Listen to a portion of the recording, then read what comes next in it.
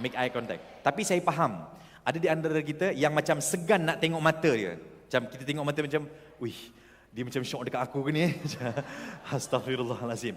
Okey, tuan dan puan, bila kita sebut tentang eye contact ni, sebenarnya dia ada 3 eye contact, 3 teknik. Ada berapa teknik tuan dan puan? 3. So yang ni tuan dan puan kalau nak salin, boleh salin. Dan yang pertama, business gaze nama dia, business gaze. So business gaze ni, kita punya eye contact berlegar di sekitar sini. Kita punya ubun-ubun sampai ke batang hidung kita. Yang ni lah, right? So ini adalah business gaze. Maksudnya apa? Maksudnya, bila saya bercakap dengan Puan Azlina, contoh, Puan Azlina dah rakan TIC kita. So, saya tak semestinya tengok mata dia je. Sebab kita faham, kadang-kadang nak tengok mata orang, uish, macam, alamak, lawanya lah, dia ni macam takut terjatuh hati. Contoh. So, kadang-kadang kita segan nak tengok mata orang kan. So, kalau kita segan, kita berlegar-legar di sekitar circle itu, tuan-tuan, circle business gaze ini. Ataupun, yang kedua adalah social gaze. Social gaze ni, dia lebih besar. Dia lebih besar. Maksudnya, daripada dahi kita ke dagu. Dahi ke dagu. Ataupun, yang ketiga adalah intimate gaze.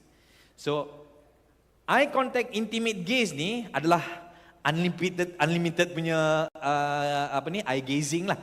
Cuma, untuk kita punya sesi ni, di sepanjang 2 hari, saya nak tuan dan puan praktikkan business gaze.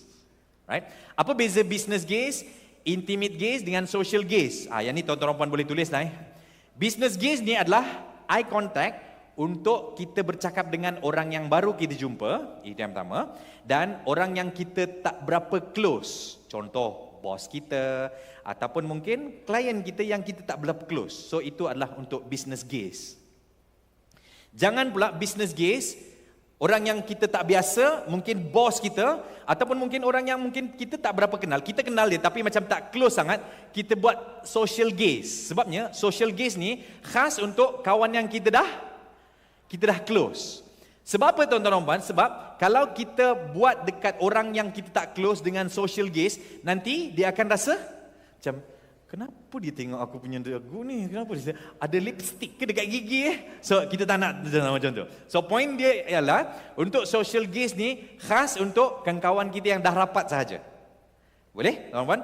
Ataupun last sekali adalah intimate gaze. Intimate gaze ni untuk siapa? Untuk pasangan kita ataupun untuk kita punya suami ataupun isteri lah.